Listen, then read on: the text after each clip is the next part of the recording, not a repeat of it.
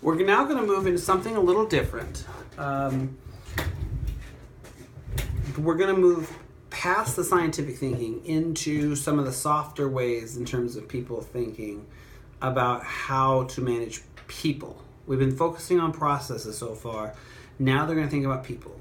But the way they're going to think about managing people is going to come out of their era. This is the 40s, this is the 50s. People are thinking about this. The people who are thinking about this are coming out of World War II. World War I to some degree, but especially World War II. You'll see that sneaking in. Taking kind of what they see as the best of the way the military approaches and putting this into companies. You know, you're seeing situations like Ford, the Ford Motor Company, taking one of the generals from World War II and putting him in charge of the company. You're seeing the whole country elect Eisenhower to run the country. So the first thing you're going to see here is something called the theory of bureaucracy. Right? And what the theory of bureaucracy is, it says it's the manager's formal authority derives from the position he or she holds in the organization. They get that authority. They get the ability to say because they are the boss. Right? Very formal. Right? Much like the military. It's very clear who's in charge in the military. But also, people should occupy positions because of their performance, not because of their social standing or personal context. How good they are at their job. Merit. Okay? The idea is that, again, coming out of the military, that the people who are good are going to rise up the ranks. Okay? Not because of who their father was, not because of their social standing, not because of what their last name is, and not because of who they know. Right? In a bureaucracy, the cream should rise. Right? And the extent of each person's formal authority and task, responsibility, and its relationship to the organization should be clearly specified. In other words, people should know what they're supposed to do. People should know what's expected of them. People should know who they report to. Again, this is the ideas coming out of the military, where every soldier knows who he reports to and knows what he's supposed or she's supposed to do. Next slide, please. Authority can be best exercised effectively in an organization when positions are arranged hierarchically, so the employee knows who to report to and who reports to them. Again, that's getting back to that idea of you know who your boss is and you know who reports to you. That clear line of authority. Again, coming out of that idea of the militaries. Okay? Manager must create well-defined system of rules, standard operating procedures, and norms so that they can effectively control behavior within an organization. Okay? It gets back to that idea. Very clear what we're supposed to do. There's one way of doing this within our company. Okay? That when things go well is when we're precise. Okay? You're seeing things like ISO 9000 coming out of this, where that's a celebration of precision. Okay? Well-defined system of rules. This is very important. Now, this sounds rigid. This sounds maybe like unpleasant. But understand, this can work. Okay? The more prescriptive, the more exacting, the more down to the detail employees are supposed to do what they're supposed to do, the better this works. Okay?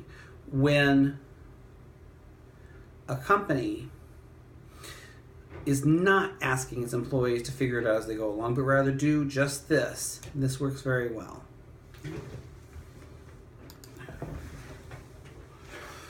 Bureaucratists believe that power is positional. I am in charge not because of who I am, but because of what I am. Not because my parents are William and Jill Glover, not because of my last name, but because I have accomplished things. I know things. I'm good at things. The what I am, not who I happen to be and whose family I happen to come from. Right? Organizations only work when this is strictly enforced. I mean, this is what they believe. They believe that the more closely you enforce this, the better an organization is going to run. We all know people who run their family this way. Right? Does it work? As I said, it depends. When the job, when the responsibility, when the company is very repetitive and does the same things every time, and the better it's done, the more effectively it's done, the better the organization is run, the more profitable the organization is. This approach works very well. I mean, obviously this would not work in Silicon Valley, where employees are expected to be able to think for themselves extensively, but when that's not part of the job, this works very well. Okay. Next slide, please. The next idea came out of a guy named Fayol, and he looked at what exactly a manager does. Okay? The idea was, if you could figure out what a manager does, you could go thing by thing and figure out what really matters. Okay? So he came up with a list you see here, and I'll read through the list and order. Who he's the one in charge. She's the one in charge. Okay? Initiative. What are we going to work on? What are we going to do? Where's the company going? Discipline. They're in charge of when somebody goes astray, either writing them up or letting them go. That they're the ones in charge of making sure people behave, for lack of a better word. Remuneration of personnel. It's their job to figure out what people should get paid. To pay enough that it keeps the employees, but not pay so much that you give away all of your profits. Stability of tenure of personnel. It's their job to create an environment that people want to continue to work on, that people want to stay at. Okay? The idea here is that if you have constant turnover, that a manager is obviously not running the company very well, because you're going to spend all your time training and all your resources training. Okay? Subordination of individual interests. They're the people who are supposed to be encouraging people to put the company first.